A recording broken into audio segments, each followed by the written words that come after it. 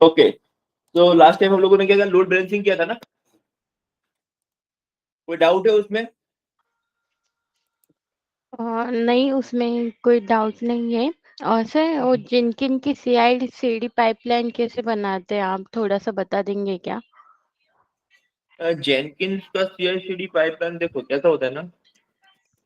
देखो AWS में हमारे पास एक सर्विस होता है, देखो कोड पाइपलाइन दिख रहा है स्क्रीन पे। नहीं। स्क्रीन शेयर नहीं किया क्या, एक सेकंड। नहीं।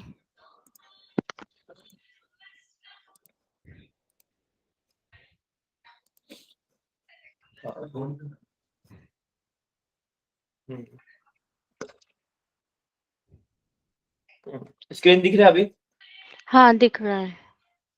देखो इसमें क्या होता है, एक कोड पाइपलाइन करके एक सर्विस होती है AWS में। हम्म। हम्म, ये सर्विस क्या करती है ना, इसमें जाते हो ना आप यहाँ पे, तो यहाँ पे ना आप ऐसा पाइपलाइन बना सकते हो। तो AWS के पास है ना CI/CD के लिए पूरा सर्विस है जिसका नाम है पाइपलाइन। ठीक है, ओके। इसमें बहुत सारे सब सर्विसेज है, काइंड ऑफ। देखो सबसे पहला है कोड कमिट। कोड कमिट मतलब जैसे हमारा गिटहब होता है ना, हम्म। गिटहब है या बिट बकेट है ना, वैसा सोर्स कंट्रोल टूल है, वो खुद AWS का खुद का है कोड कमिट। ठीक है, तो आप AWS का खुद का भी यूज कर सकते हो या फिर तो जो गिटहब है ना वो भी यूज कर सकते हो।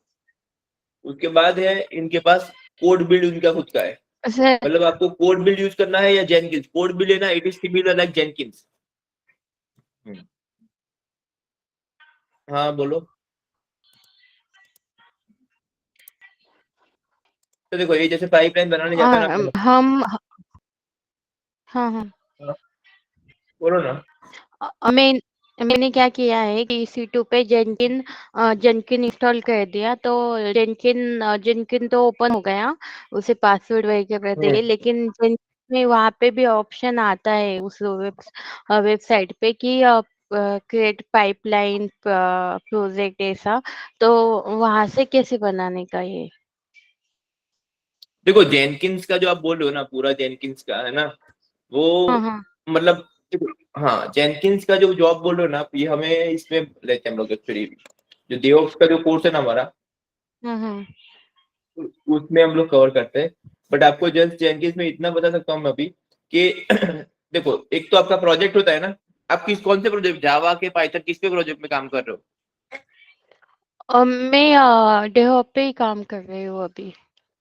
नहीं डेवलप पे कर रहे हो, बट कौन से प्रोजेक्ट के लिए पाइपलाइन बना रहे हो? मतलब कोई तो लैंग्वेज होगा ना जिसके लिए आप CI/CD बना रहे होंगे, प्रोजेक्ट किसका होगा? जावा के लिए। जावा का स्प्रिंग बूट ऐसा कोई प्रोजेक्ट है क्या? हाँ। देखो तो दो तरीका होता है। एक तो क्या होता है ना कि आप जैसे भी ये कोड बिल्ड में जाते हो ना, मतलब कोड बिल्ड या फिर तो कोई भी डेप्लॉयमेंट टूल में जाते हो ना, आ, हम्म। ये वाला राइट। तो यहाँ पे क्या होता है ना, आपके पास प्रोजेक्ट बनाने का ऑप्शन होता है।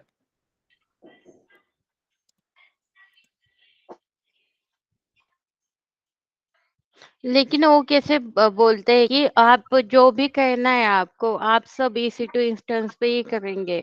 आपको जेनकिन इंस्टॉल करना है तो EC2, आपको टेराफॉर्म इंस्टॉल करना है तो EC2 पे ही करेंगे आप। इवन वो ऐसे भी बोलते हैं कि अगर VPC भी क्रिएट करना पड़ेगा तो वो भी टेराफॉर्म से ही क्रिएट करना है, ना कि हाँ मैनुअल जाके। हम्म। हाँ तो टेराफॉर्म से करो या फिर तो इससे AWS का खुद का भी तो सर्विस है ना, कोड क्लाउड फॉर्मेशन।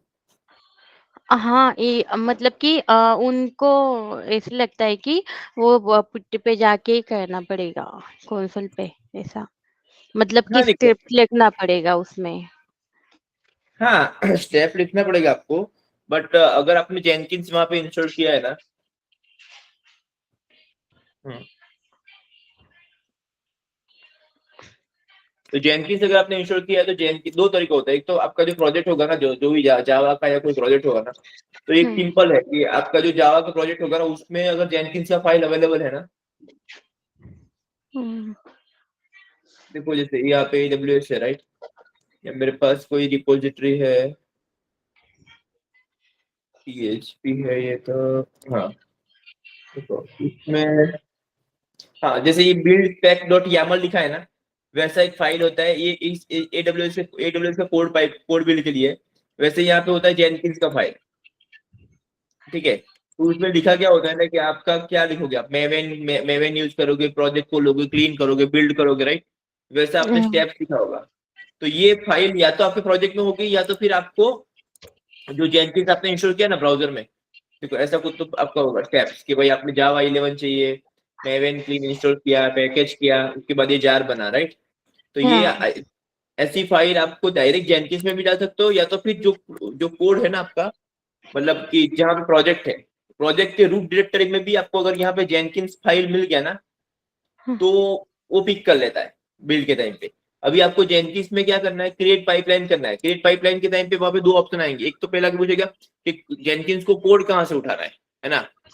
हाँ तो आपको देना पड़ेगा कि आपका जो रिपोजिटरी है ना, वो रिपोजिटरी सिलेक्ट करोगे, रिपोजिटरी सिलेक्ट किया आपने, गिटहब सिलेक्ट किया या फिर तो कोई, राइट। गिटहब सिलेक्ट करके आप वो पूछेगा कि आपका यूजर नेम पासवर्ड डालो।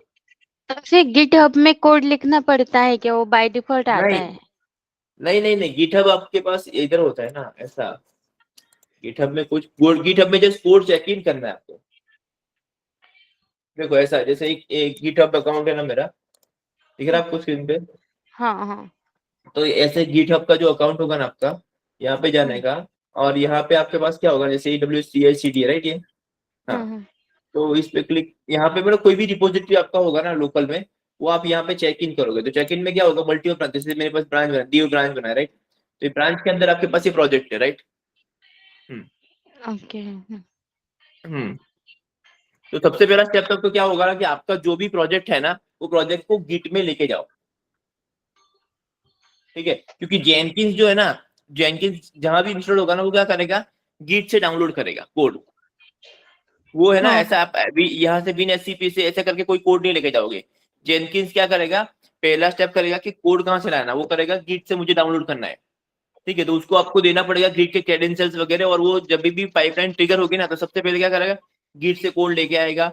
ओके, नेक्स्ट स्टेप क्या होगा, अभी ये कोड क्या है, अगर जावा का होगा, ऐसा कुछ होगा ना, जावा सीधा, तो उसका स्टेप क्या होता है, कंपाइल करना पड़ता है। अगर पाइथन वगैरह है ना, तो क्या होगा, सीधा गिट का कोड लिया और डेप्लॉय कर दो। डेप्लॉय कहाँ कर सकते हो, या तो तुम डायरेक्ट EC2 पे डेप्लॉय करो, या तो फिर जैसे बिन स्टैक वगैरह होता है ना सर्विस, उसमें कर दो।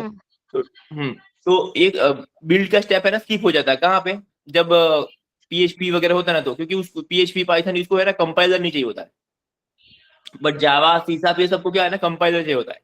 तो वहां पे क्या ना, एक और स्टेप आता है बिल्ड का। तो बिल्ड के लिए हमें कौन सा चाहिए, जैसे जेनकिंस में ही हमारे पास है ना, एक होता है कि जेनकिंस में आप प्लगइन डालो मेवेन का वगैरह, और उससे क्या होगा कि आपका ये कोड सोर्स, आप जो कोड आपने गिट पुल किया, उसको आप क्या करोगे, बिल्ड करोगे, है ना।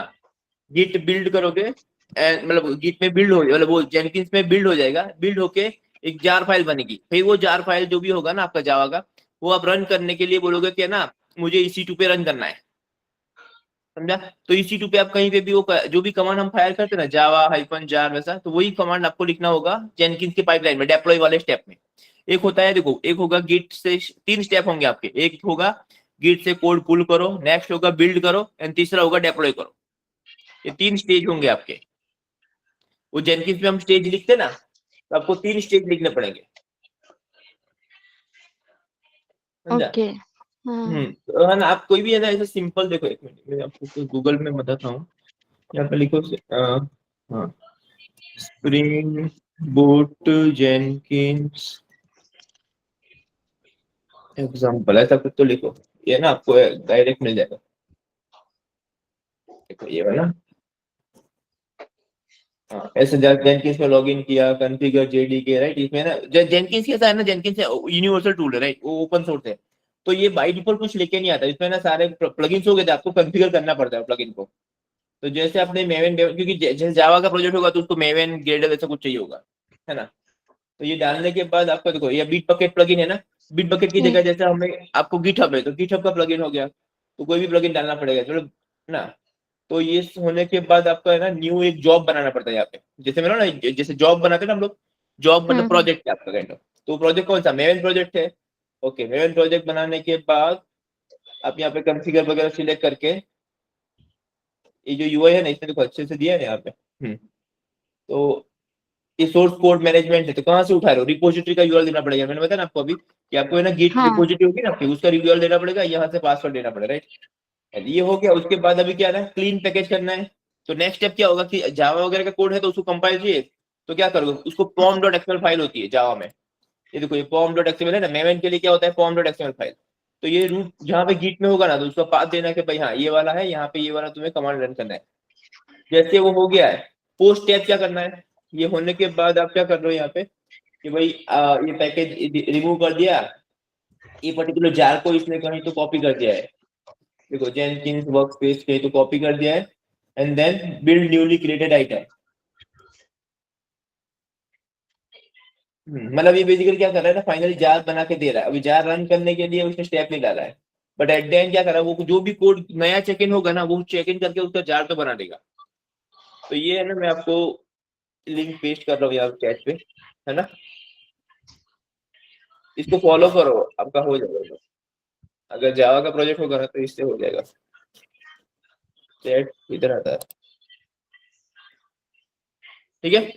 बट जेनकिंस आपके पास है ना, तो अदरवाइज आपका जो भी, अब जब भी हमारा मतलब इसका डेवऑप्स का कोर्स स्टार्ट होता है ना, उस टाइम पे तो हम जेनकिंस पूरा करते ही है ना। अभी इस AWS में ठीक। आपको मैं ना, AWS के टाइम पे हम लोग पाइपलाइन बना सकते हैं, बट उस टाइम पे हम लोग ये वाला कवर करते हैं, एक कोड पाइपलाइन है ना, AWS का खुद का जो सर्विस है ना फॉर CI/CD, है ना, वो हम कवर करते हैं। हाँ ये भी हमारा उसी में पार्ट है, बट अभी हम लोग ये वाला हमारा जो सिलेबस है ना, मैं इस सर्विस को कवर कर देता हूँ कि अगर मुझे CI/CD करना है complete with AWS without any other third party tool like Jenkins वगैरह है ना, उसके थ्रू नहीं जाना है, सब कुछ AWS में ही जाना है। तो उसके लिए हमारे पास एक सर्विस है AWS का कोड पाइप है, तो वो हम कवर करता हूँ, क्लास में हम लोग कवर कर देंगे हम लोग, मतलब हमारे सिलेबस में भी कवर होगा वो, ठीक है। चलेगा, एक बार फॉलो फॉलो करो, कुछ लगता है तो बताना चले, है ना, या हाँ ठीक है, चलेगा। तो अभी हम लोग है ना, लास्ट टाइम हमने देखा था एप्लीकेशन लोड बैलेंसर, है ना, आज हमें देखना है ऑटो स्केलिंग। ओके, तो कहीं पे यहाँ पे दिख रहा है आपको ऑटो स्केलिंग का इमेज? ओके, नहीं, उससे पहले हमारे पास दो थियोरेटिकल टॉपिक थे लोड बैलेंसर के, एक से ओपन करने को, हमारा पेज 617 ना। हम्म,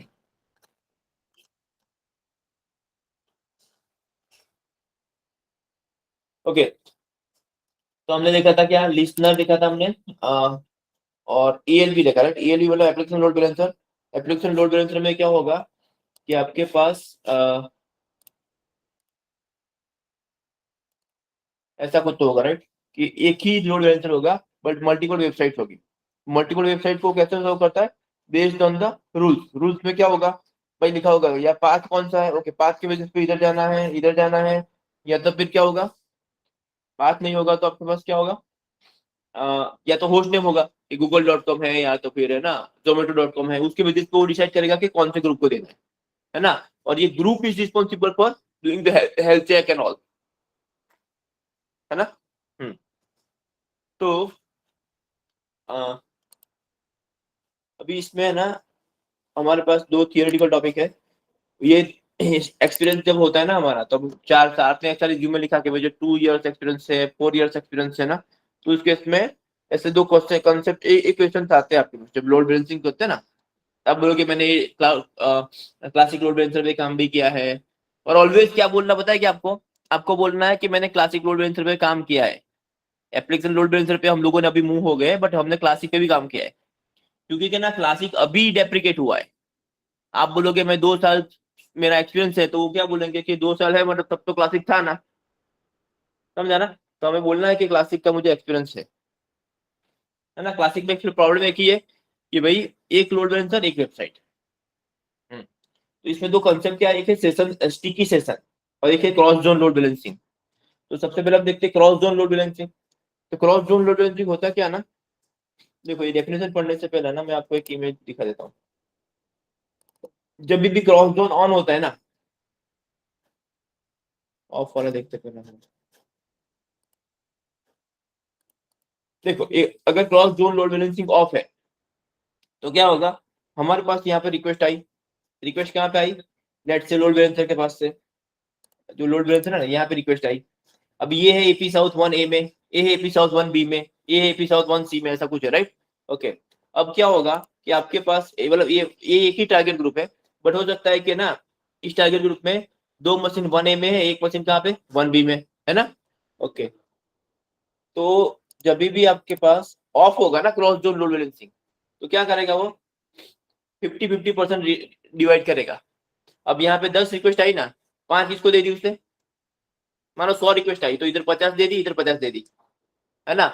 अब इधर कितने लोग हैं, इधर कितने EC2 है 8, इधर कितने 2, तो क्या हो रहा है, ये दो ओवरलोड हो रहे हैं क्योंकि ये दोनों कितना कर रहे हैं 25-25 कर रहे हैं, और ये सब तो 6.25 कर रहे हैं क्योंकि ये सब में डिवाइड हो रहा है ना। हाँ, तो ये क्रॉस जोन लोड बैलेंसिंग जब आपने ऑफ करके रखा होता है ना, तो ये वाला प्रॉब्लम मतलब ये ऐसा होता है कि भाई आपका जो एक ही जोन में लोड बैलेंस करता है वो अवॉइड जोन में, है ना। अगर ये ऑन करके रखा है तो कैसा होता है, जो बाई डिफॉल्ट ऑन ही होता है तो एक्चुअल डिवाइड होता है, देखा, इरिस्पेक्टिव ऑफ अवॉइड जोन क्या होता है, आपका लोड है ना बैलेंस होता है।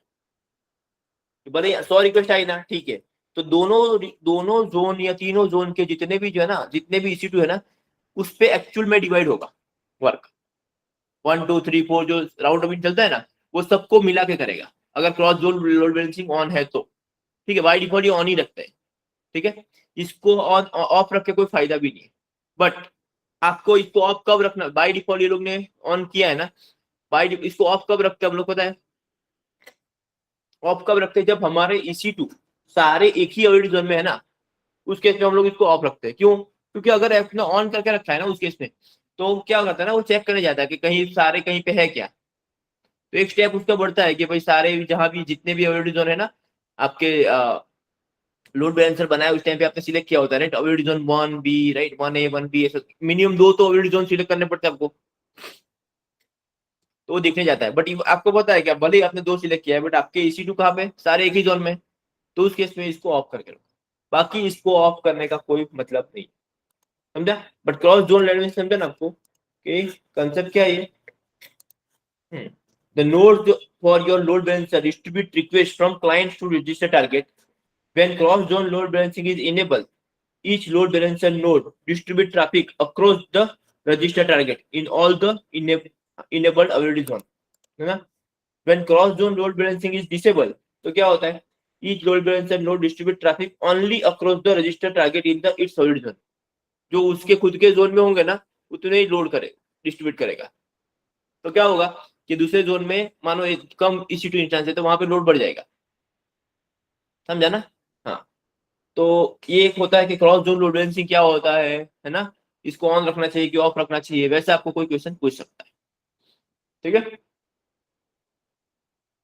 नेक्स्ट एक क्वेश्चन आता है, ये भी काफी सीनियर लोगों के लिए आता है, ये तो आता है बढ़िया, इसमें क्या था, स्टिकी सेशन क्या होता है, स्टिकी सेशन या बोलो स्टिकी सेशन परसिस्टेंस बोलो या फिर सेशन एफिनिटी बोलो, ऐसा कुछ तो होता है, क्या होता है ये, है ना। तो ये होता क्या है ना कि आप लोगों ने ऑब्जर्व किया होगा राइट, कि हम लोग काफी सारी वेबसाइट यूज करते हैं ना, तो वहां पे आपको ऑप्शन आता है पता है, कि नीचे नहीं आता for better experience please accept the cookies, नहीं आता ऐसा, ऐसा आता है ना आपको, for better experience please accept the cookies ऐसा करके मैसेज नहीं आता आपको। यस। हाँ, तो एक कुकीज जो एक्सेप्ट करते हैं ना, तो कुकीज ऐसा कुछ नहीं होता है ना, कुकीज कुछ ऐसा वायरस वायरस नहीं होता, कुकीज एक्सेप्ट करने से कुछ प्रॉब्लम नहीं, वो जस्ट क्या बोल रहे हैं कि अगर आपने एक्सेप्ट कर लिया ना, then we will assume that you are going to stay here at least for 10 minute 15 minute some time, है ना। तो हम आपका जो सब सीक्वेंट रिक्वेस्ट जो जाएगा ना वो फास्ट होगा। अब ये सेशन स्टिकीनेस मतलब क्या होता है ना, देखो हम लोग ने लोड बैलेंसर क्यों यूज किया, क्योंकि हमें हाईली अवेलेबल रखना है सिस्टम को, कि किसी भी क्लाइंट की रिक्वेस्ट है ना वो ये नहीं होनी चाहिए, राइट। बट इससे प्रॉब्लम क्या है, अगर हमारा, क्योंकि ये कैसे वर्क करता है, राउंड रोबिन में वर्क करता है ना, तो देखो ये जब सेशन इसमें है ना, इसका भी एक इमेज मैंने रखा है, देखो क्या करते हैं, लोड बैलेंसर में क्या होता है, देखो ये मेरा एक यूजर 1 है एक यूजर बी है, इसने रिक्वेस्ट भेजी, कहाँ गई, एक रिक्वेस्ट उसकी इधर गई दूसरी इधर गई, इसने भेजी इसकी भी एक इधर गई एक इधर गई, है ना, मतलब 1 बाय 1 जा रहे हैं, करेक्ट। ओके, अभी आपने अमेजोन ओपन किया, आपने अमेजोन ओपन कर दिया राइट, अब क्या होगा, आपने परचेस पे सॉरी आपने ऑर्डर पे क्लिक किया, इलेक्ट्रॉनिक्स पे क्लिक किया, हर बार क्या हो रहा है, आपका रिक्वेस्ट कहाँ जा रहा है, अलग अलग मशीन पे जा रहा है, समझा ना। इवन इफ आप 10 मिनट से काम कर रहे हो, हर बार कहाँ जा रहा है, अलग अलग मशीन पे जा रहा है रिक्वेस्ट। तो आपको तो जो कुकीज का जब है ना कैशिंग का एडवांटेज मिल ही नहीं रहा है ना आपको। तो आप एज एंड यूजर आपको क्या हो रहा है ना, भले आपकी साइट अवेलेबल है बट आपको जो थोड़ा वो लैग मिल रहा है ना वो तो मिल ही रहा है, क्योंकि वो क्या हो रहा है ना, हर एक टाइम पे आपको अलग मशीन से आपको सर्व करना है, समझा। तो एडब्ल्यूएस क्या बोलता है, देखो अगर आप 10 मिनट 15 मिनट रखने वाले हो ना, तो हमारे पास ऑप्शन है, सेशन नहीं होता हमारा कि एक बार लॉग इन कर दिया उस टाइम पे सेशन रहेगा, लॉग आउट करते टाइम पे, वैसे क्या बोलते हैं हम लोग आपको स्टिक कर सकते हैं। क्या कर सकते हैं, सेशन स्टिक कर सकते हैं। तो इवन इफ देखो सेशन स्टिक कर करके यहाँ से आया, सेशन का कुकी लिया, लोड बैलेंसर के पास आएगा, बट लोड बैलेंसर क्या बोलेगा, देखो ये यूजर है ना, इसका सेशन इसके साथ स्टिक किया मैंने, तो सारी रिक्वेस्ट इधर ही भेजो। क्या भेजना है, इसी मशीन को भेजो, क्योंकि इसकी पहले इधर गई थी ना, बाकी भी इधर ही भेजो, ताकि इसको है ना फटाफट इसका जो रिस्पॉन्स है ना वो उसको सॉल्व हो जाए, समझा। तो व्हेन स्टिकी सेशन जब होता है ना तो क्या होगा कि एंड यूजर को एक्सपीरियंस थोड़ा बेटर मिलता है ना। हम लोग क्या करते हैं कि भाई लोड बैलेंसर से आया तो सारी रिक्वेस्ट उसको है ना एक ही मशीन पे भेजते रहेंगे 10 मिनट के लिए 15 मिनट के लिए, जो जब तक उसका सेशन रेडी ना तब तक एटलीस्ट क्या होगा ना कि तब तक उसका सब सिक्वेंट रिक्वेस्ट जो उसने भेजा है ना वो फास्ट होने वाला है। जैसे आपने डोमिनोज में गए, आपने ऑर्डर प्लेस किया, तो जब तक आप सिलेक्ट करोगे और ये करोगे राइट, तो उस टाइम पे आप 10 15 20 25 क्लिक करोगे, तो हर बार वो क्या करेगा, अलग मशीन से लेके आएगा, तो क्या होगा कि आपको तो टाइम लगेगा ना।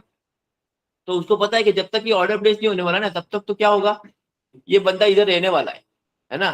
तो उस टाइम तब तक उसको क्या करो, स्टिक कर दो ना यहाँ पे एक मशीन के साथ में, ठीक है। उसको एक बंदा असाइन कर दिया आपने कि भाई ये बंदा है तेरे को, जब तक तेरा काम नहीं होगा तब तक जा, जैसे नेक्स्ट टाइम जो आएगा कल उस टाइम पे फिर से दिखेंगे, बट अभी के लिए तो एटलीस्ट 15 मिनट की तरह सेशन मैंने स्टिक किया है।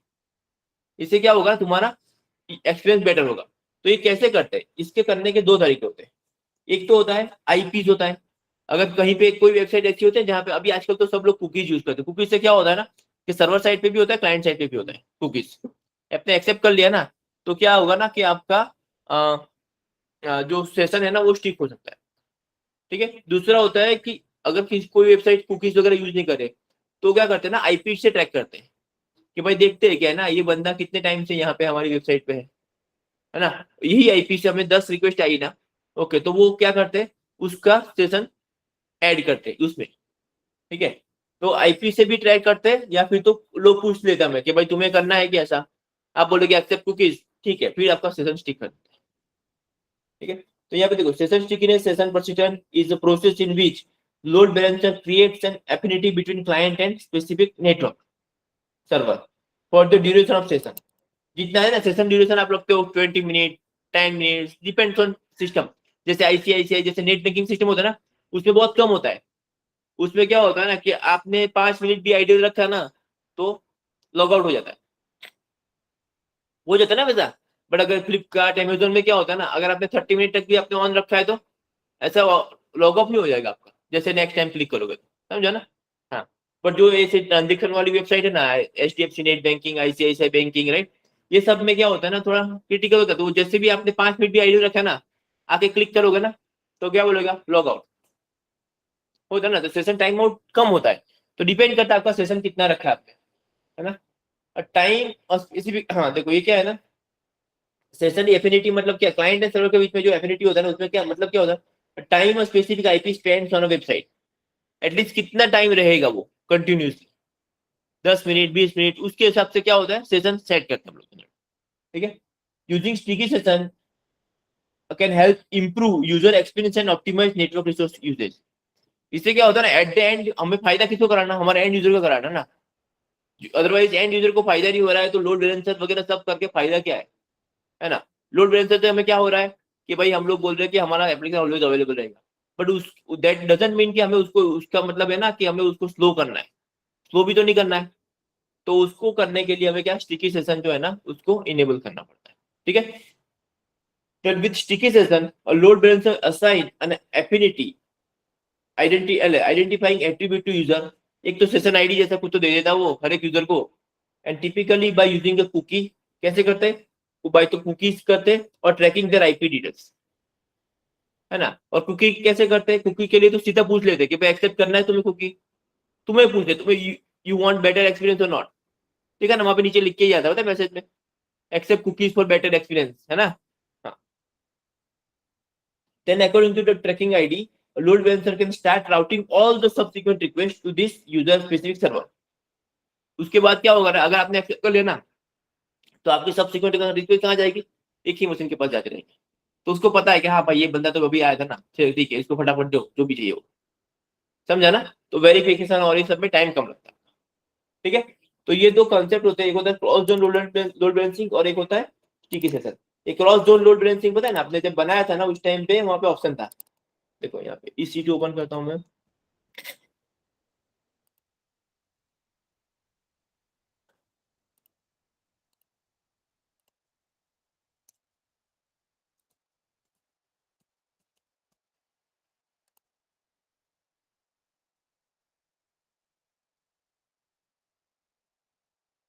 देखो लोड बैलेंसर अभी है नहीं यहाँ पे होता है लोड बैलेंसर, जब हम लोगों ने लोड बैलेंसर बनाया था ना यहाँ,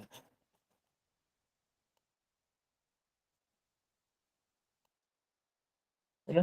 तो देखो यहाँ पे होता है ना, लिसनर था, इंटरनल था, राइट।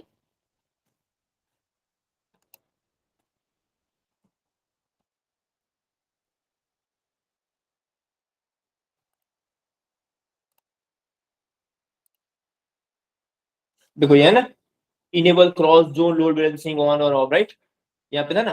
तो अगर ये बाय डिफॉल्ट इनेबल ही रखता है, इसको ऑफ कब रखना है, जब आपको पता है कि आपके सारे EC2 कहाँ पे एक ही में है, तो ये रखने का मतलब नहीं है, फालतू में एक एक्स्ट्रा चेक करना पड़ेगा उसको, है ना, कि और कहीं पे है क्या, उतना देखना पड़ेगा, क्यों रखने की जरूरत नहीं है, समझा। ओके। और ये स्टिकी सेशन कहाँ पे होता है ना, ये स्टिकी सेशन हमारा जहाँ पे रूल डाले थे ना वहां पे कर सकते थे, जहाँ पे हम लोगों ने रूल डाला था, राइट, जहाँ पे पास किया था वहां पे, ठीक है।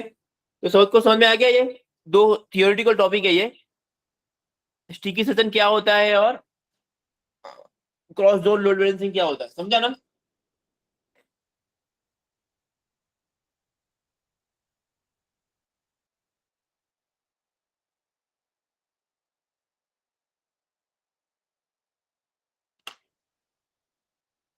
ठीक है, चलेगा।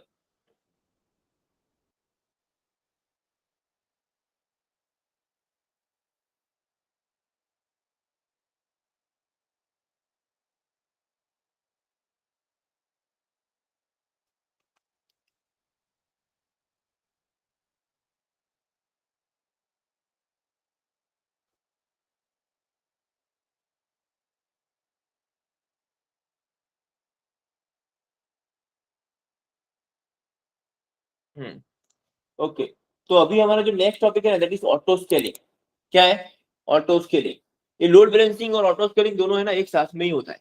तो इसलिए हम लोग क्या करते हैं, पहले देखो ऑटो स्केलिंग, पहले लोग ने लोड बैलेंसिंग सीखा, अभी हम लोग सीखते हैं ऑटो स्केलिंग क्या होता है, ठीक है। सब लोगों का एक ही क्वेश्चन होता है कि क्लाउड में क्यों जा रहे हैं हम लोग भाई, क्लाउड में जाने का मेन पर्पस क्या है पता है, क्लाउड में जाने का पर्पस क्या है ना, कि भाई रात को कुछ मतलब जब भी हमें रिसोर्स चाहिए होते हैं ना, तो ऑटोमेटिकली वो स्केल होना चाहिए। जैसे S3 हम लोग क्या S3 में वेबसाइट अब होस्ट नहीं किया था हमने, हमने बोला था ना कि कितने भी यूजर्स आ जाएंगे ना, मिलियंस ऑफ यूजर भी आ जाएंगे ना, आपकी S3 की जो स्टेटिक वेबसाइट है ना कभी डाउन नहीं होने वाली। क्यों, क्योंकि उसके वो क्या करता है ना, आपने स्टैंडर्ड स्टोरेज क्लास में रखा है, तो जितने भी यूजर्स आएंगे ना, कोई मतलब नहीं है, वो उसके पास रिसोर्स है। बट वैसे ही अगर आपने EC2 बना दिया, जैसे अभी उसने बताया ना मनीषा ने, क्या उसी EC2 पे ही कंपनी वाले क्या बोले ना, EC2 पे ही हमें वेबसाइट होस्ट करनी है, ओके। अब EC2 पे होस्ट किया तो EC2 तो क्या है, एक मशीन ही है, पहले हमारे सेंटर में था, अभी कहाँ पे क्लाउड में है, बट हेड टू हेड एक ही मशीन ना। अब मानो लोड बढ़ गया तो वो बोले चलो, उसने क्या किया, 3 EC2 बना दिए, जैसे हमने बनाया था ना कल, 3 लोड बैलेंसर बना दिए, 3 EC2 बनाए थे, सारी वेब रिक्वेस्ट कहाँ पे गई, 1 2 3 ऐसे करके चलो 3 है। बट फिर भी क्या हुआ कि एक दिन कोई तो ट्रैफिक आ गया, मतलब कोई तो इन्होंने सेल वेल निकाल लिया वेबसाइट वालों ने, और डिस्काउंट निकाला और बहुत सारा ट्रैफिक आ गया, बहुत सारा ट्रैफिक आ गया तो हो गया, 3 मशीन भी काम नहीं कर पा रहे, समझा। क्या हो रहा है कि 3 मशीन से भी सर्व नहीं हो पा रहा है, तो हमारा तो वेबसाइट डाउन हो जाएगा ना, है ना। मतलब लोड बैलेंसर, तो लोड बैलेंसर जो बनाया है एडब्ल्यूएस ने वो तो मैनेज्ड है, वो क्या बोलेगा मैं तो कभी डाउन नहीं होऊंगा, मतलब ये तो कैसा है ना एडब्ल्यूएस का मैनेज है, तो कितनी भी रिक्वेस्ट आएगी ये तो इधर रहेगी। बट ये जो इसके पास लोग है ना, उस ये क्या करेगा इनको भेजेगा, ये लोग सभी नहीं कर पाएंगे तो इधर से घूमता रहेगा, वो रिफ्रेश नहीं होता हमारा आइकन, है ना। आप जब टिकट विकेट बुक करते हो ना कहाँ पे आईआरसीटीसी में, कभी कभी ऐसा एक्सपीरियंस नहीं होता हमारा, है ना। तत्काल बत्काल में जब बुक करते हो ना तो हमारा रिक्वेस्ट आती ही नहीं है, क्योंकि वो क्या होता है ना इतना सारा लोड होता है ना कि वो सभी नहीं कर पाता है, समझा। तो ये प्रॉब्लम ना हो हमारी वेबसाइट के लिए, राइट। तो फॉर दैट रीजन क्या करना पड़ता है, हमें बोलना पड़ता है कि देखो अगर जरूरत पड़ी तो क्या करना है, ये 3 है ना, 3 के 5 10 15 20 होने चाहिए, जैसे जरूरत कम पड़ी कम कर देना, समझा। मतलब मानो ऐसा करना है मुझे कि ये 3 में से किसी भी एक का सीपीयू यूटिलाइजेशन 78% 75% से अप गया, तो क्या करना है, और एक लेके आना भाई, और दूसरा लेके आना, है ना। तो वो ऑटोमेटिक होना चाहिए ना, जो हमारे ऑन प्रीमिसेस में हमारे प्रॉब्लम था। तो यही एक मेन एडवांटेज है ना क्लाउड में जाने का, कि भाई अगर ऐसा कुछ होता है देन इट इज गुड। क्योंकि S3 देखो, S3 क्या कर रहा है वेबसाइट के लिए, वही कर रहा है ना, बट वो हमें वो फुल्ली मैनेज्ड है। अब EC2 के केस में तो क्या है ना, VPC खुद बनाया, EC2 हमने बनाया उस VPC में, उसके बाद क्या, उसके बाद अभी लोड बैलेंसिंग वगैरह भी किया हमने। बट फिर भी क्या होगा, वेब क्लाइंट का तो प्रॉब्लम है ना कि भाई अगर ज्यादा लोड आ गया तो उस केस में हमें चाहिए ऑटो स्केलिंग जैसा फीचर भी हमें इंप्लीमेंट करना पड़ेगा, है ना। तो ये ऑटो स्केलिंग फीचर इंप्लीमेंट करने के लिए आपको सबसे पहले समझना पड़ेगा कि ऑटो स्केलिंग होता क्या है, ठीक है। तो चलो मैं एक इमेज ओपन करता हूँ यहाँ पे।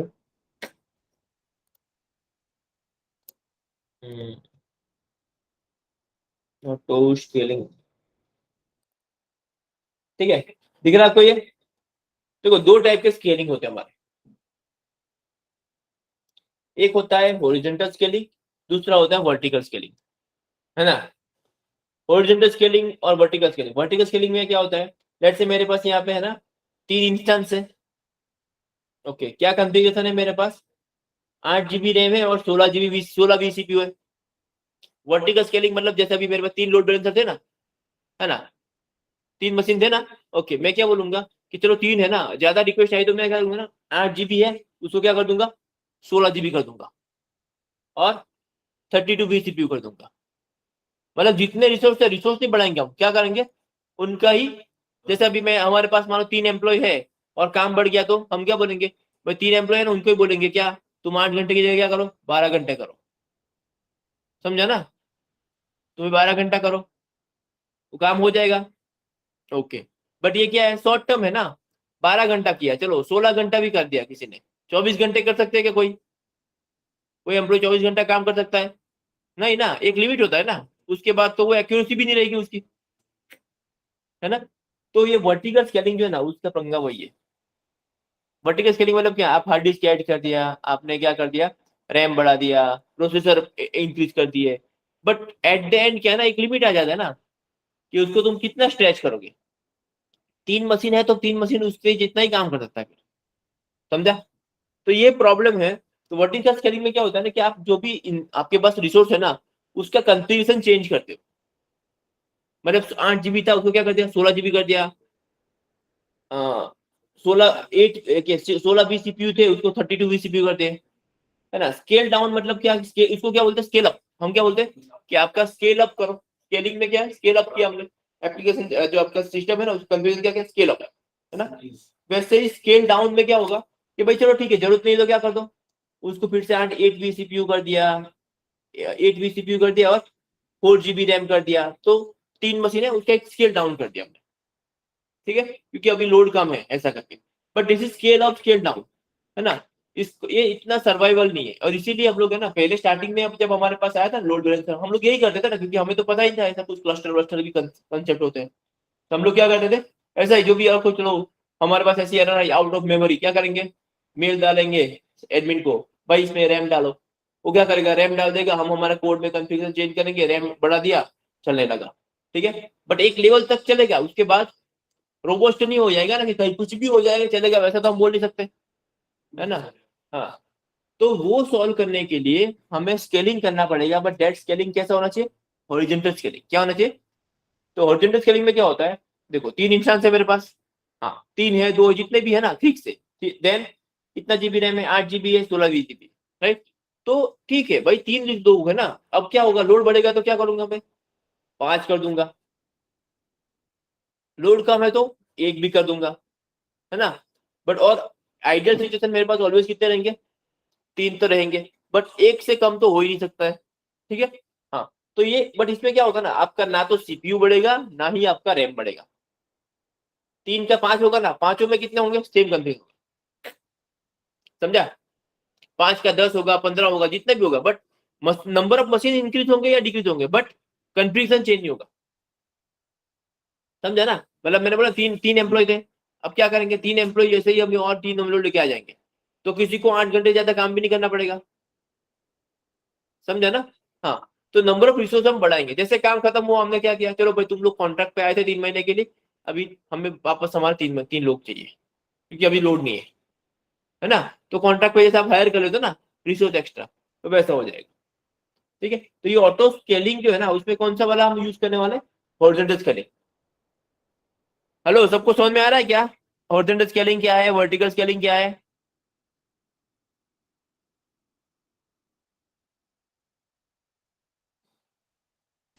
सर एक बार एक रिपीट बार करेंगे। हाँ सर, हॉरिजॉन्टल स्केलिंग एक बार। हाँ तो हॉरिजॉन्टल स्केलिंग मतलब क्या होता है ना, कि आपके पास क्या है, मानो 3 मशीन है या 1 मशीन है, तो आप जब भी रिक्वायरमेंट होगी ना, तो आप क्या करोगे, मशीन से ऐड करोगे, बट कंफ्यूजन चेंज नहीं करोगे। जैसे 8 जीबी रैम है, 16 सीपीयू है ना, तो 3 का क्या करते हैं 5, मतलब 2 मशीन बढ़ा दिए, उसके में कंफ्यूजन क्या होगा, 8 जीबी रैम ही होगा, 16 सीपीयू होगा, ठीक है। तो मतलब सेम काइंड ऑफ रिसोर्स आप क्या करोगे, इंक्रीज करते रहोगे, समझे। तो नंबर ऑफ मशीन आपके बढ़ जाएंगे काम करने वाले, अभी 3 थे 5 हो गए, 5 की क्या 10 कर दे, 20 कर दे, जो भी करना है कर सकते हो, ठीक है। और अगर काम नहीं है तो 3 तो आप बोलोगे नहीं, ऑलवेज मेरे सिचुएशन में ना 3 रहना चाहिए। अगर कुछ रेयर हुआ तो भी क्या है ना, तुम्हें स्केलिंग भी करना है तो 1 तक जा सकते हो, उससे कम तो नहीं जा सकते, राइट। तो ये क्या है ना, आपको max limit and mean limit देना पड़ता है। ये मैक्स एंड मीन क्यों होता है, कि मानो आपने ऐसा बोला है कि ना, जैसे भी मेरा लोड सीपीयू यूटिलाइजेशन 70% से हाई गया ना, क्या करना, तुम ऑटो स्केलिंग चालू कर देना। अब ऑटो स्केलिंग चालू करने के लिए आपने बोला, अब मानो रात को 1 बजे ऐसा कुछ हुआ, है ना, कोई तो इश्यू आ गया, और एक मशीन जो 3 में से एक मशीन था, उसका सीपीयू कितना बढ़ गया, 70 से ऊपर चला गया, और आपने क्या किया, यहाँ पे ऑटो स्केलिंग चालू कर दिया। और ये भाई तो क्या करेगा ना, ये तो रुकेगा ही नहीं, क्या करेगा, 3 से 4 किया, 5, सुबह 8 बजे जब किसी ने लॉग इन करके देखा, तो पता चला 100 इश्यू बन गए, समझा ना। क्योंकि हमने ऐसा बोल के रखा है कि भाई क्या करना, जैसे भी सीपीयू बढ़े, बट आपका क्या प्रॉब्लम, क्या था, आपके कोड में इश्यू था, एक्चुअल में ये नहीं था, वो क्या होता, कोड में इश्यू था। जैसे भी कोई ऐसा कोई तो पर्टिकुलर कोड है जहां पे क्या होता है ना, यूजर क्लिक कर रहा है तो आपका सीपीयू बढ़ जाता है ना। बिकॉज वो कोड के इश्यू से क्या हो रहा है ना, कोई भी नए भी इंस्टेंस आ रहा है, वो भी लोड हो जाए, वो भी ओवरलोड हो जा रहे हैं, उसलिए वो नया नया बना रहा है ना। तो आपको तो 100 इश्यू इंस्टेंस का बिल पे करना पड़ेगा ना, ठीक है। तो आपको क्या करना पड़ता है, आपका प्रोजेक्ट जो है ना, उसका कैपेसिटी प्लानिंग करना पड़ता है। क्या करना पड़ता है, कैपेसिटी प्लानिंग। उसमें होता क्या है कि आपको पता होगा कि देखो आइडियल सिचुएशन में हमारा क्या रहेंगे, 3 मशीन इनफ है। Rarest of the rare situation, मतलब कि जिसमें हमने सेल बेल डाला और बहुत ही ज्यादा पॉपुलर हो गया कुत्तो, है ना, फिर भी हम लोग 10 मशीन से तो हम लोग 100% सर्व कर पाएंगे, समझा ना। ओके, तो आप क्या बोलोगे, 3 से स्टार्ट करो, मैक्स क्या करो 10, ठीक है। तो रात को मानो कुछ हुआ भी और उसने क्या किया, बढ़ाया, तो कहां तक क्या बढ़ाएगा, 10 तक बढ़ाएगा। ताकि क्या है ना, अगर 10, क्योंकि आपको पता है कि कोई भी सिचुएशन हो जाएगी ना, 10 से ऊपर तो नहीं जाने वाले हम। 10 में तो 10 में भी नहीं हो पा रहा है, मतलब there is something in our code, मतलब इश्यू कहाँ पे, हमारे कोई तो कोड में। क्योंकि हमारा जो एप्लीकेशन है, बिजनेस है, वो हमें पता है कि 10 में तो इतने मिलियन यूजर सर्व होने वाले हैं, समझा। तो वैसा तो होगा नहीं, ठीक है। तो इसलिए क्या है ना, आप मैक्स लिमिट देते हो ताकि आपको एक्स्ट्रा बिल नहीं पे। अदरवाइज मैक्स लिमिट नहीं दिया तो क्या होगा पता है आपको, वो तो रुकेगा ही नहीं ना। हर 5-10 मिनट में जैसे उसको पता चला बढ़ गया, ओके नया बना दो, नया बना दो, वैसे करते करते वो तो 100-150 पहुंच जाएगा। सुबह देखोगे तो आपको, अब है ना, 100 मशीन 200 बन गए, आपको सबका बिल पे करना पड़ेगा। इसीलिए क्या है ना, इसमें होता है मैक्स लिमिट दो एंड मेन लिमिट दो। समझ में आया आपको। हॉरिजॉन्टल स्केलिंग में है ना, मशीन का कंफिगरेशन चेंज नहीं होता है, जस्ट क्या होगा, scale out and scale in, मतलब कितने भी मशीन होंगे ना वो बढ़ेंगे या फिर तो कम हो जाएंगे, बट और जितने उतने रहेंगे, बट मशीन का है ना जो कॉन्फ़िगरेशन है वो फिक्स रहेगा। समझा ना? Yes. सर हाँ बोलो। सर सर ये हॉरिजॉन्टल और वर्टिकल साइमल्टेनियसली चलता है क्या? जैसे सपोज कि अगर मेरे 8 GB रैम है और हाँ इंस्टेंस सपोज ज्यादा बढ़ गए में, तो लोड तो 8 GB पे ज्यादा बढ़ेगा।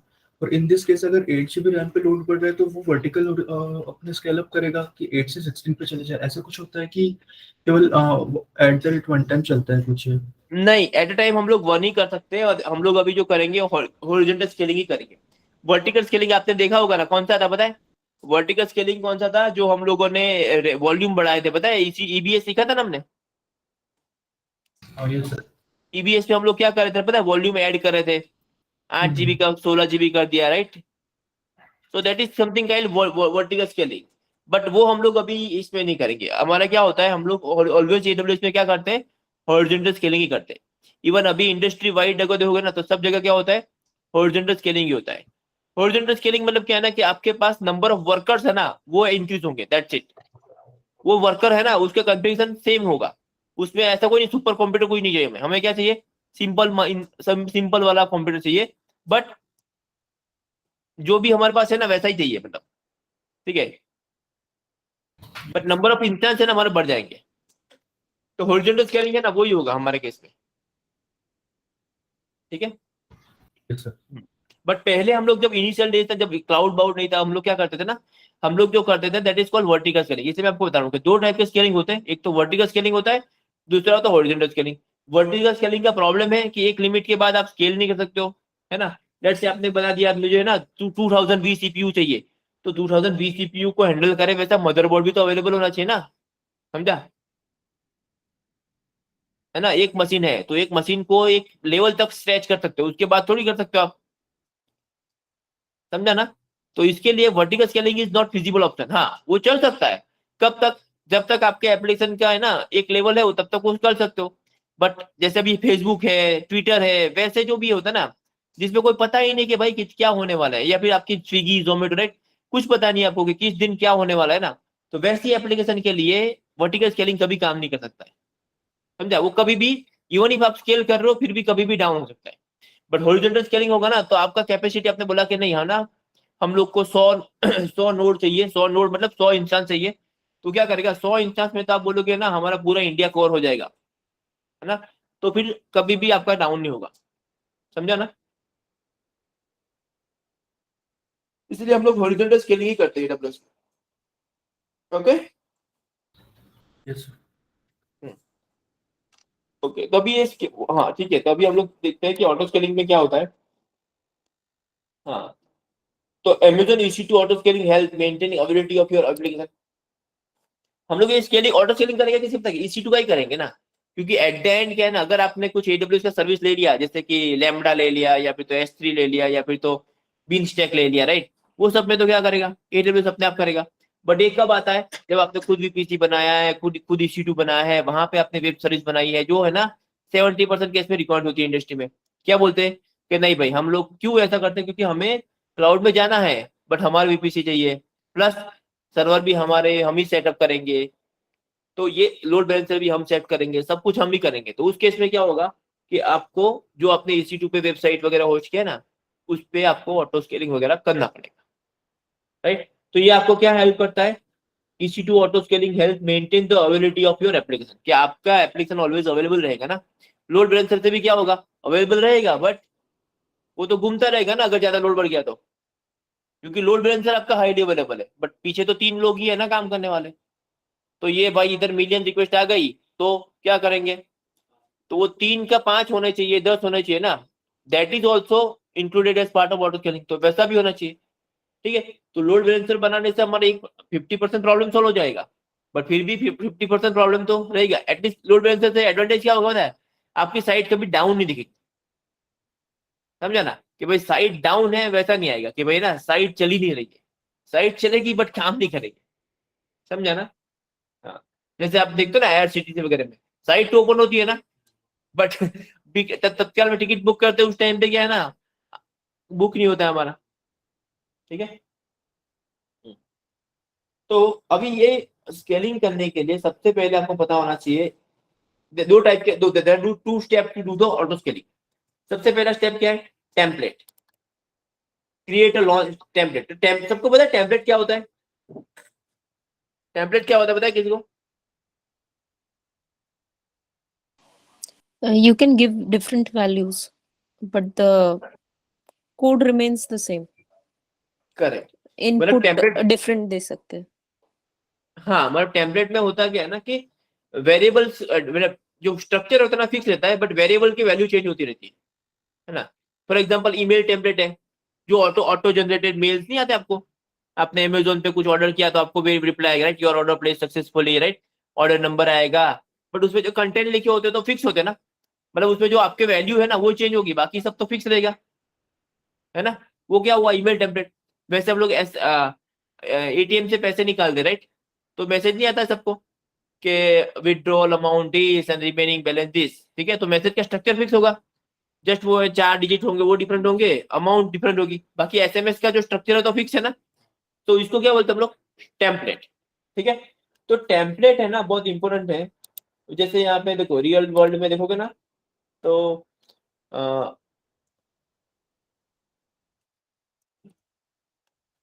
देखो ऐसा होता है ना हमारे पास, देखो ये क्या होते हैं?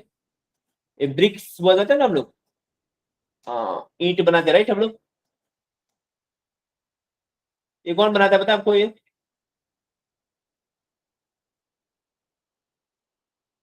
जो बनाते हैं ना वर्कर जो बनाते हैं, राइट, हम लोग बोलते हैं ना कोई कोई तो मतलब कुंभार है जो क्या कर रहा है, वो बना रहे ब्रिक्स, ठीक है। तो क्यों हम लोग जब मैंने मानो एक ब्रिक्स की कंपनी स्टार्ट की है, फैक्ट्री स्टार्ट किया है, तो हम लोग क्या बोलेंगे? हम लोग हायर करेंगे किसी को, वो क्या बोलेगा? देखो मैं ना एकदम परफेक्ट ब्रिक्स बना सकता हूँ, बट आप क्या बोलोगे? आप उसको अलाउ करोगे क्या बनाने के लिए? कोई भी बंदे हायर होगा तो आप उसको क्या बोलोगे? आप उसको क्या बोलोगे? देखो तुम्हें तुम्हारा दिमाग नहीं लगाना है, हमने क्या बना के रखा है, एक मोल्ड बोलते ना, इसको क्या बोलते हैं? मोल्ड ही बोलते ना, है ना। वो क्या बोलते हैं कि तुम्हें तुम्हें हमें पता है तुम्हें बहुत अच्छा आता है बनाना, बट हमारी फैक्ट्री में क्या है ना, हम लोगों ने एक स्टैंडर्ड बना के रखा है, एंड ये मोल्ड के अकॉर्डिंग तुम्हें क्या करना है? काम करना है, ठीक है, ताकि हम लोग लॉट में बनाए और एक जैसा बनना चाहिए ना, ठीक है। तो ये this is called template. Mould मतलब क्या है? रियल वर्ल्ड में यही टेम्पलेट हो गया ना, आपका फिक्स है भाई, ये चेंज नहीं होने वाला है। हाँ, इसी को क्या करोगे? चेंज किया तो आउटपुट चेंज हो जाएगा, बट एट द एंड ये तो फिक्स है ना। समझा ना सबको? तो ये सबसे पहले हमें क्या चाहिए कि एक बनाना पड़ता है आपको टेम्पलेट। तो टेम्पलेट क्या होता है? Is a blueprint, config file, config details to create n different resource all exact same config, right. मैंने बता रहा मोल्ड बना दिया आपने, अगर आपको एक फिक्स कन्फिगरेशन तो चाहिए ना आपको, ताकि उसके बेसिस पे क्या कर सकते हो आपको आप बोलो मुझे 10 EC2 बनाने, बट कैसे बनाने भाई? बताना तो पड़ेगा ना हमें, जैसे मैंने अभी बताया, राइट, यहाँ पे इमेज में तो बता दिया था मैंने अभी क्या कि 8 GB रैम है, 16 CPU है, 3 से 5 करना है तो पांचों में क्या होंगे? 8 GB रैम, 16 ऐसा ही होगा ना। हाँ, तो बट ये बनाने के लिए हमें EC2 बनाना है। अभी हमने देखा था ना, अभी EC2 बनाने टाइम पे हम लोग को सब पूछता है, राइट, सब पूछता है ना EC2 बनाने टाइम पे हमें कि भाई है ना ये कितना वॉल्यूम चाहिए, T2 माइक्रो चाहिए, T3 माइक्रो चाहिए, क्या चाहिए, राइट ना, कौन सी इमेज चाहिए। तो ये सब चीजें कौन बताएगा भाई? समझा? रात को 2 बजे उसको क्या हो गया, लोड बढ़ गया, अब उसको क्या करना है? उसके पास 3 मशीन है, उसको क्या करना है? चौथा नया बनाना है, बट कैसे बनाएगा? उसको पता तो होना चाहिए ना कि कैसे क्या क्या कंफ्यूजन का नया बनाना है। समझा ना? हेलो, सबको समझ में आया क्या? And for that we need something like template. तो हमें बनाना क्या पड़ेगा? Template, and from template we need to create a EC2 instance. Clear हुआ सबको?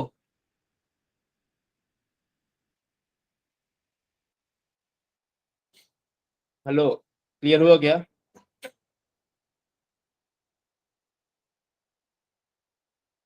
टेम्पलेट तो समझा ना सबको? Yes, sir. हाँ, तो चलो हम लोग 2 स्टेप है, उसमें से पहला स्टेप करते हैं भाई कौन सा?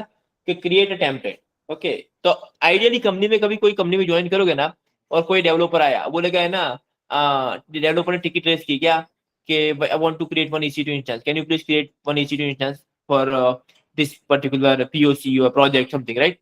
ओके, तो टिकट आएगी किसके पास? क्लाउड इंजीनियर के पास, या तो फिर जो सॉल्यूशन आर्किटेक्ट जो है ना उसके पास।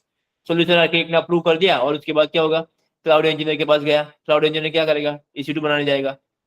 तो वो क्या देखेगा बताया? क्या हर एक कंपनी में एक स्टैंडर्ड होता है, ऐसा नहीं जाएगा ना लॉन्च ऑन डिमांड बनाते ना हम लोग अभी। जैसे अभी EC2 में गए हम लोग, क्या करते हैं अभी? हाँ, हम लोग गए EC2 में, यहाँ पे क्या है, हाँ EC2 राइट, इंस्टेंस में गए। वो ऐसा नहीं करेगा बताया क्या कि भाई लॉन्च करो और मुझे ना टेम्पलेट, वो और जो बंदे ने टिकट रेस किया होगा ना वो भी नहीं बताएगा कि मुझे ना इतना वॉल्यूम चाहिए, इतना चाहिए, T2 माइक्रो चाहिए, वो कुछ नहीं बताएगा। वो आपके प्रोजेक्ट में आपकी टीम में पहले से डिसाइड होगा कि डेवलपर जब भी आता है ना मशीन बनाने के लिए, तो उसको कौन से वाला मशीन बना के देना है, that is already decided. Meeting में डिसाइड हो जाता है और उसके अकॉर्डिंग टेम्पलेट बने होते हैं। तो ये जो भाई साहब होगा ना कौन सा क्लाउड इंजीनियर, उसको कुछ दिमाग नहीं लगाना है। वो क्या बोलेगा? ठीक है डेवलपर है, ओके कौन से ग्रुप में? ये ग्रुप में, ओके ये ग्रुप का टेम्पलेट कौन सा है बता, ये सिलेक्ट किया, क्रिएट EC2, खत्म, जाओ। समझा? वो उस टाइम पे कुछ सोचने नहीं जाएगा कि इसको कौन सा सिक्योरिटी ग्रुप दूं, इसको क्या करूं, वो कुछ नहीं करेगा। टेम्पलेट बना के रखा है हमने। समझ में आया ना सबको? हेलो? तो वही करने के लिए हमें यहाँ पे कंसेप्ट इसी दिख रही है, लॉन्च टेम्पलेट दिख रहा है सबको? लॉन्च टेम्पलेट दिख रहा है ना? इस पे क्लिक करता हूँ मैं, ठीक है। तो मैं बनाता हूँ यहाँ पे क्रिएट लॉन्च टेम्पलेट।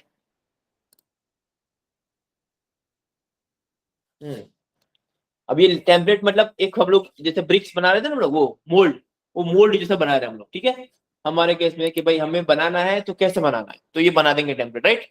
ओके, तो मैं देता हूँ यहाँ पे 617।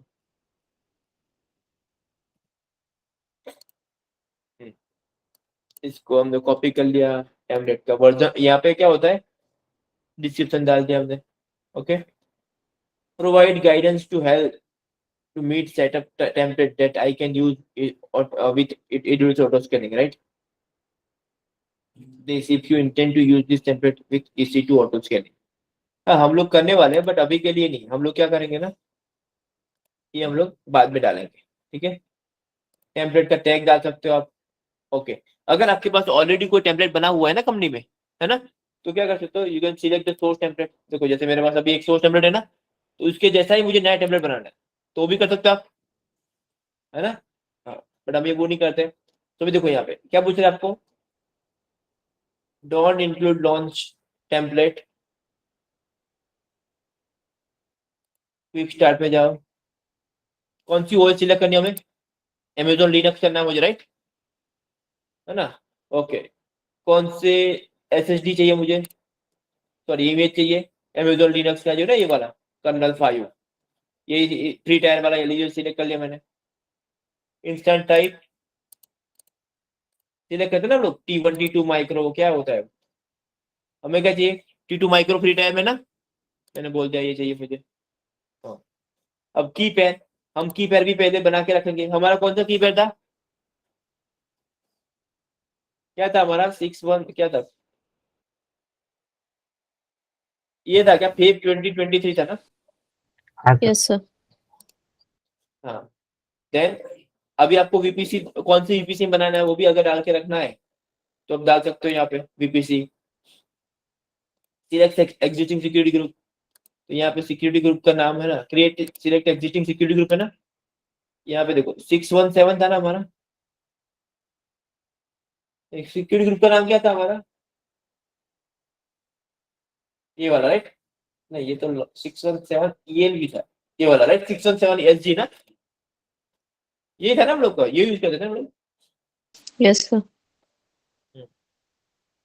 और कितना EBS वॉल्यूम चाहिए आपको, बाय डिफॉल्ट 8 GB आता है। अगर आपको क्या चाहिए ऐड करना है तो कर सकते हो, एडवांस डिटेल में जाके। अगर सब सारे EC2 पे क्या चाहिए आपको, जब भी EC2 बने ना, क्या करना है आपको, इसमें से वेबसाइट भी बना के लाना है ना, वो यम इंस्टॉल अपडेट एच अपाचे वगैरह करना है ना, तो वो भी डाल दो यहाँ पे, ठीक है। तो देखो यहाँ पे कंट्रोल होम करो,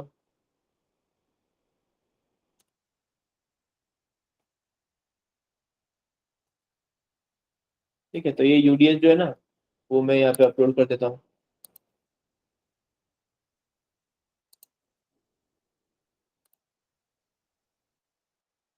ठीक है, ओके।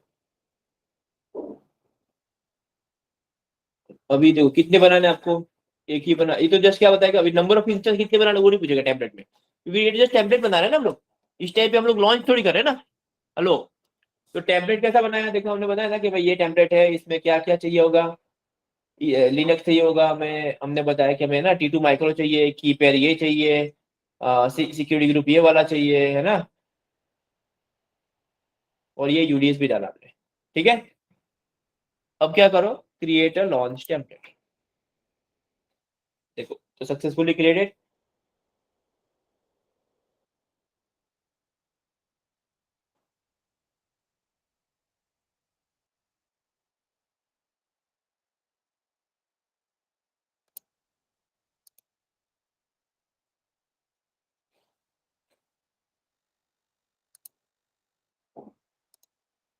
क्या हुआ इसका, इंटरनेट गया क्या, भाई साहब,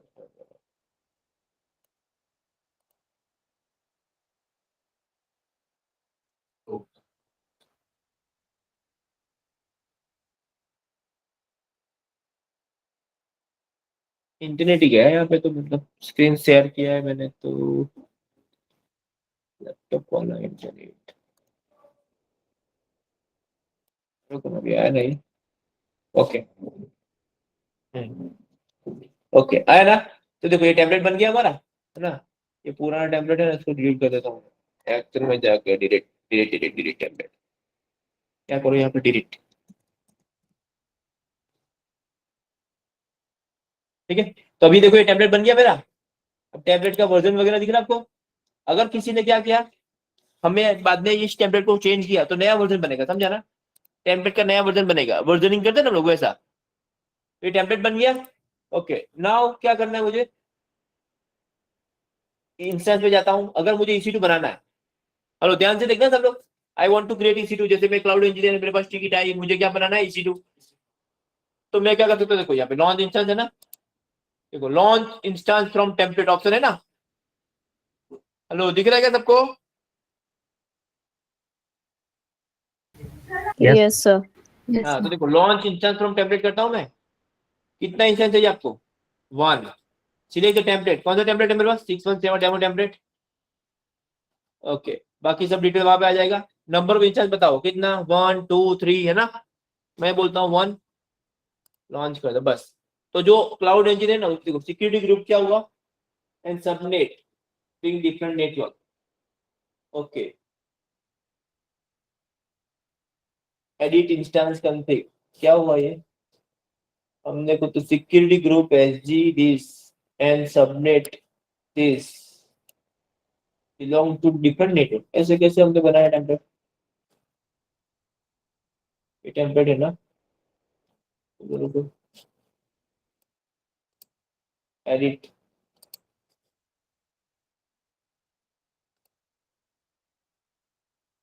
क्या करें, एक्शन,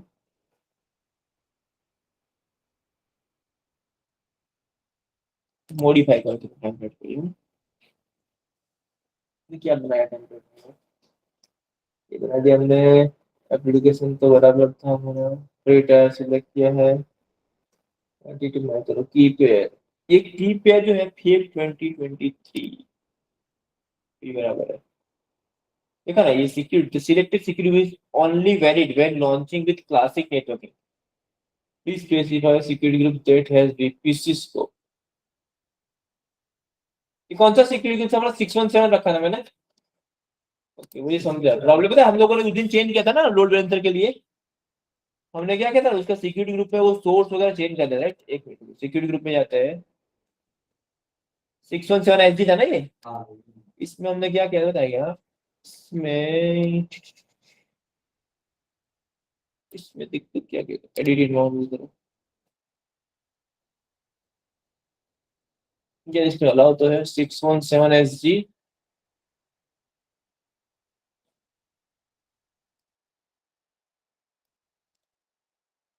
इसमें ना अलाउ तो है बट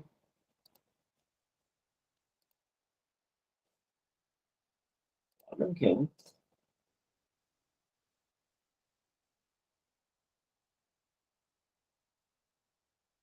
617 क्या एस जी है क्या? इसमें क्या लिखा?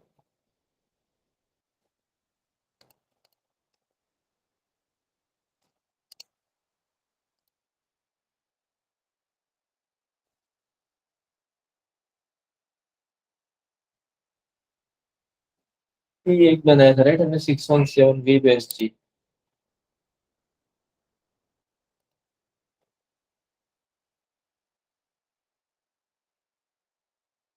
इसमें क्या करा था हमने? इसमें HTTP के लिए source security group right? Source security group क्यों था? 617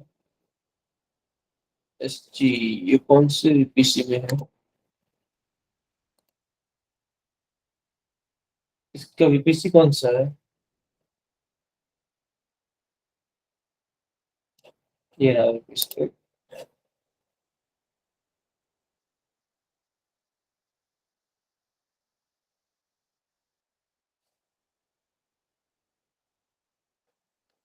देखो टेम्पलेट जो बना है टेम्पलेट में वो क्या बोल रहा है कि तुम्हारा VPC गलत है।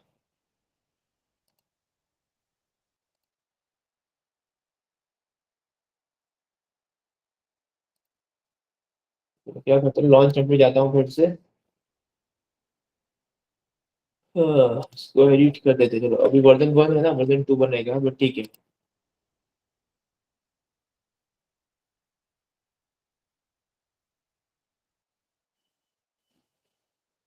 हम्म,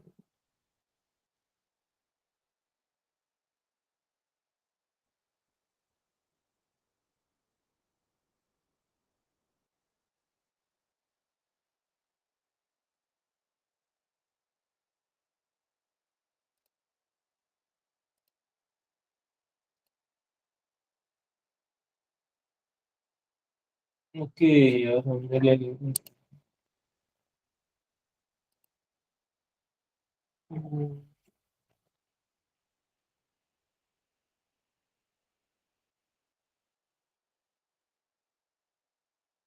हमने हमारा खुद का VPC सिलेक्ट कर लिया था क्यों?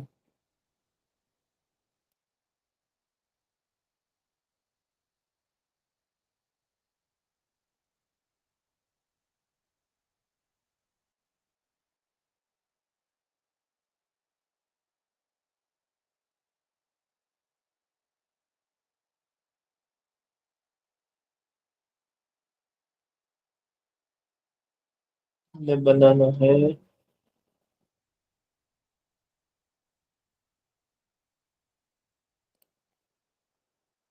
ठीक है चलो 617 का पब्लिक सबनेट मैंने सिलेक्ट कर लिया और इसमें सिक्योरिटी ग्रुप सिलेक्ट कर लिया ठीक है। अभी जो बना EC2 बनेगा कहाँ बनेगा 617 के पब्लिक सबनेट में बनेगा है ना। ये कितना वर्जन बना इसका ये लेटेस्ट वर्जन 2 है ना। ओके तो EC2 में जाते हैं हम लोग यहाँ पे instance launch instance from template ठीक है। ये सिलेक्ट किया टेम्पलेट इसमें वर्जन होगा right we want to select version version कौन सा 2 ठीक है। एंड देन T2 माइक्रो की पेयर देखो 617 पब्लिक सबनेट है ना। एंड ये वाला सिक्योरिटी ग्रुप है बाकी सब ठीक है लॉन्च कर दो हो गया। देखो तो EC2 बन गया ना पे हमारा। वो पहले क्या हुआ था ना हम लोगों ने सिक्योरिटी ग्रुप जो सिलेक्ट किया था ना वो कस्टम VPC वाला सिलेक्ट किया था। हाँ और EC2 बना रहे थे हम लोग डिफॉल्ट में इसलिए प्रॉब्लम हो रहा था ठीक है। अभी देखो हमारा ये VPC ये इंस्टेंस तो बनाया हमने इंस्टेंस बनाया ना अभी देखो इंस्टेंस आ गया रनिंग में है ना। ओके और ये हमारा कस्टम इसमें बन गया ठीक है। VPC कौन सा 617 VPC के पब्लिक सर्वर बन गया राइट समझा। इंस्टेंस को कनेक्ट करो यहाँ से देखो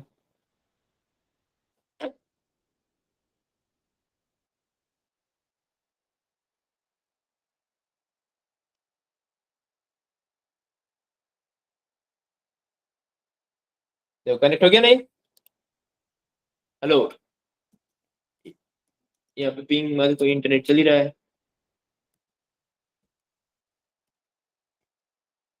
चल रहा है ना, क्योंकि ये तो पब्लिक सबनेट है ना हमारा, Yes. है ना?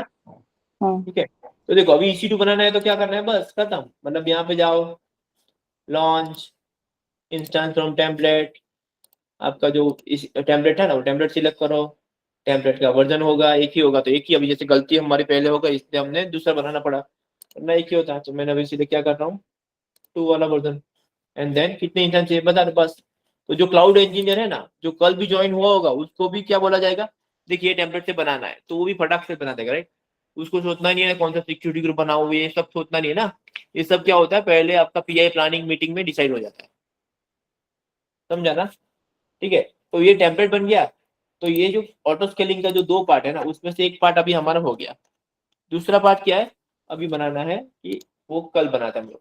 बट इसमें देखो अभी आपको पता कैसे चलेगा कि ये इंस्टेंस कैसे बनाए, तो इस पे क्लिक करते हो ना, जो यहाँ टैग होता है ना, टैग में दिखता है कि this instance is coming from where, कैसे बनाए इंस्टेंस, ये टेम्पलेट से बनाना, Yes. दिख रहा है ना, यहाँ पे टेम्पलेट आईडी दिख रहा है और टेम्पलेट का कौन सा वर्जन है, तो यहाँ पे आपको समझ में आ जाता है कि ये इंस्टेंस कैसे बना हुआ है। ठीक है, क्लियर? तो हमने 2 स्टेप करने हैं, उसमें तो अभी हमने 1 स्टेप किया। देखो करना क्या है हमें,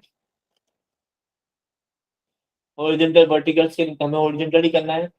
सबसे पहला पॉइंट है create a launch template, it will have all the necessary info to launch EC2 instance when needed, क्योंकि EC2 को जब ऑटो स्केलिंग करेंगे तो बताना तो पड़ेगा ना कि भाई कैसे बनाना तू, तो हम उसको बोलेंगे कि तू ऑटो स्केलिंग करना तो ये टेम्पलेट यूज कर लेना, तो रात को 1 बजे 2 बजे जब भी इश्यू होगा ना, तो क्या करेगा, ये टेम्पलेट में जो होगा ना वैसा EC2 नया बनाएगा, समझा ना? हाँ, अभी ये तो हमने डाला भी था, राइट? अभी तो इसमें अगर जाके देखो तो पब्लिक ऐप पे क्या था,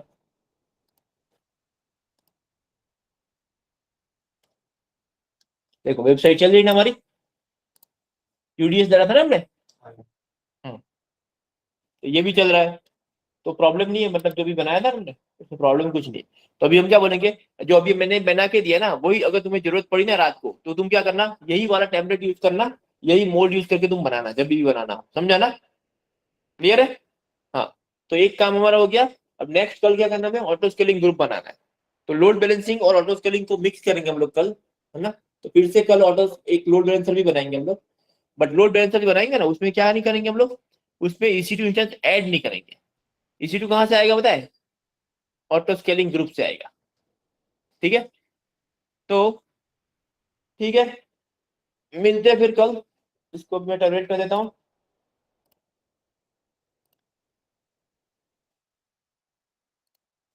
ओके, चलो, have a good day, bye Thank you. Bye. Bye. Yes.